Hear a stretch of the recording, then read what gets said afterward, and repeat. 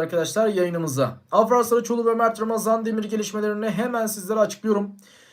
Tuzla sen de hoş geldin. Hemen hızlıca konumuza geçelim dostlar şimdi. Afra Saraçoğlu'nun öncelikle hastalığıyla ilgili biraz bahsetmek istiyorum. Hastalığıyla ilgili bazı önemli gelişmeler var. Peki bu ne hastalığı? Yani çok önemli bir şey mi? Yani aşırı hayati tabii ki bir durum söz konusu değil.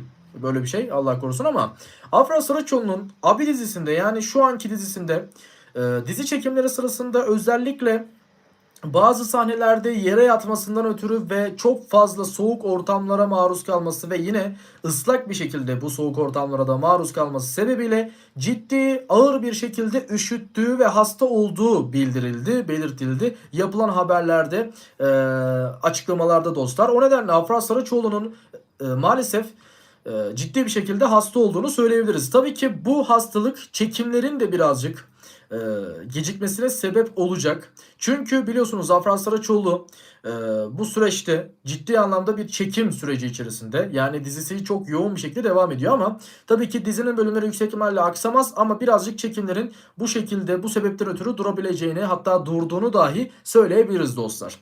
Afra Saraçoğlu ve Mert Ramazan Demir ilişkisi de çok güzel bir şekilde devam ediyor. Şimdi birazcık daha yine Afra Saraçoğlu'nun hastalığı ile ilgili sizlere bahsetmem gerekirse, dediğim gibi hastanede veya hastanede olduğu söyleniyor ama evde de tedavisinin devam ettiği, özellikle doktorların bakımı altında olduğu, doktorların eve gidip ona baktıkları yine söylenenler arasında dostlar. Ama Afra Saraçoğlu'nun durumu her geçen gün daha da iyiye doğru gidiyor. Yani şu an ne kadar hasta olsa da ilerleyen süreçlerde inşallah Afra Saraçoğlu toparlayıp tekrardan dizi setlerine geri dönecek. Özellikle şimdi gelelim Afra Saraçoğlu ve Mert Ramazan Demir aşkına. Çok önemli konuya geçiyoruz. Şimdi bu ikilinin ayrıldığı haberleri vardı ve gerçekten de bu haberlerin doğru olduğunu söyleyebiliriz. Evet, ayrılmışlardı ama yaklaşık bir 2-2,5 hafta önce. Neden? Çünkü 28 Ocak'ta Afra Saraçoğlu Mert Ramazan Demir'in doğum gününü kutladığı belirtiliyor. Yani kutlandığı söyleniyor. Afra Saraçoğlu'nun Mert Ramazan Demir'in doğum gününü kutladığı söyleniyor, belirtiliyor dostlar. Bu çok önemli bir detay, çok önemli bir haber. Neden? Çünkü 28 Ocak'ta Mert Ramazan Demir'in 28. yaş günüydü. Yani 28 yaşına girdi ve Afra Saraçoğlu da Mert Ramazan Demir'in doğum gününü yüksek bir ihtimalle kutladı. Zaten yapılan haberlerde bu yönde.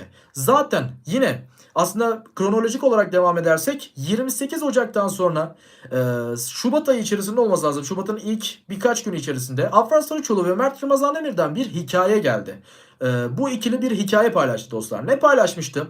Afra Saraçoğlu bir şarkı paylaşmıştı ve Mert Ramazan Demir de aynı şarkıyla aynı gün içerisinde ikisi de hikaye atmıştı.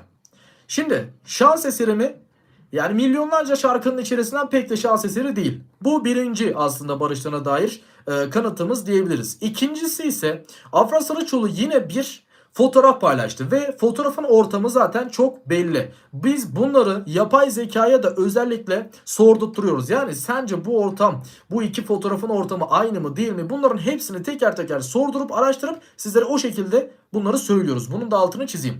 Afra Saraçoğlu bir fotoğraf paylaştı ve Mert Ramazan Demir de aynı gün yine aynı atmosfer, aynı ortam içerisinden bir fotoğraf paylaştı dostlar. Ve baktığımızda bu ikilinin aynı ortamda bulunduğunu yüksek ihtimalle kanıya vardık. Dediğim gibi zaten yapılan haberler sosyal medyada da illa görmüşsünüzdür. Özellikle X'te yani Twitter'da çok fazla büyük bir gündem olduğunu söyleyebilirim. Afra Saraçoğlu ve Mert Ramazan Demir'in tekrardan barışması ciddi anlamda bir gündem oldu ve gündeme de oturdu. Bazı kişiler Afra'nın dizisi iyi gitmiyor herhalde, reytingleri düştü, şöyle böyle gibi saçma şeyler söylediler ama bu aşkın zaten bundan önce de devam ettiğini, sadece bu aşkın gizli bir şekilde devam ettiğini, yapımcının isteği üzerine gizli bir şekilde devam ettiğini de çok iyi biliyoruz. Ne demiş? Çekimlere başlamadı Mert Ramazan. Nerede aynı ortam? Siz de burada. Aynı ortamdan kastımız zaten dizi ortamı değil.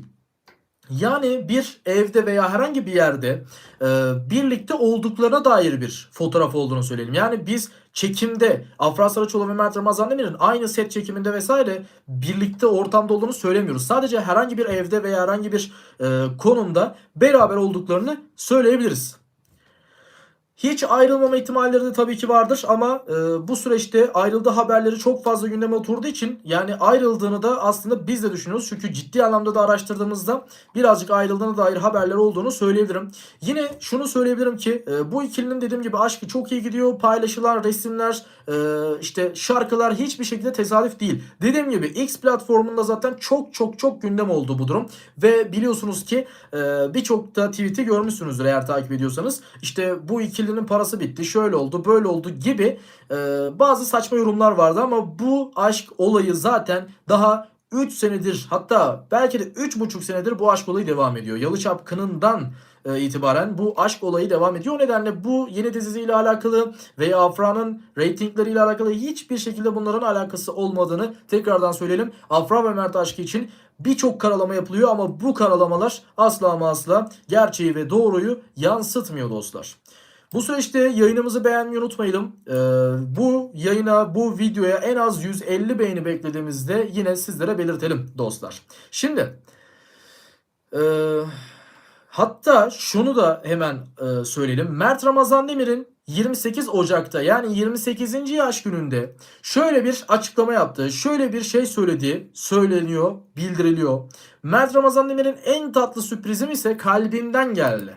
Yani hiç beklemediğim bir yerden kalbimden bana bir sürpriz geldi dediği bildiriliyor Mert Ramazan Demir'in. Bu da hangi konu?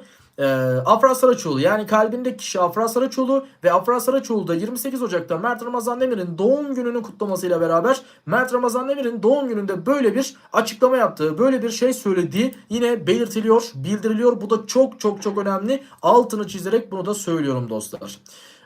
Mert Ramazan Demir'in ilerleyen süre içerisinde, birkaç ay içerisinde yeni dizisinin çekimlerinin başlayacağı özellikle belirtiliyor.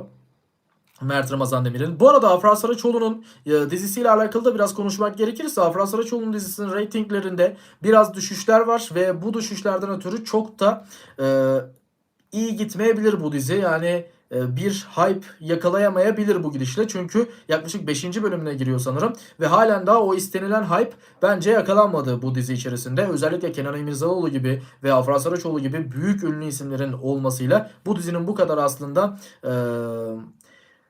yani dizilerinin bir tık altta kalması, bu kadar hype olmaması sosyal medyada vesaire bence garip. Yani bu dizi eğer böyle devam ederse çok fazla uzun süreli bir dizi olacağını zannetmiyoruz bu arada.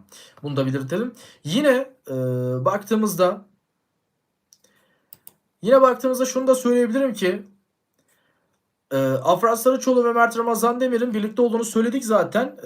Afra ve Mert Ramazan ile dizi çekmeli tekrardan. Kesinlikle bu süreçte biz de buna katılıyoruz zaten. Afra Saraçoğlu ve Mert Ramazan Demir ikilisinin tekrardan bir dizide oynaması şu an bu piyasada, bu televizyon piyasasında ciddi bir hype yakalayacağını ve çok büyük reytinglere ulaşacağını söyleyelim. Ve bu dizinin Yalı Çapkını gibi bir dizi olacağını da varsayarsak ciddi reytinglere ulaşarak güzel bir şekilde aslında Afra ve Mert dizisi çok güzel gider yani bu süreçte. Umarız böyle bir şey yaşanır.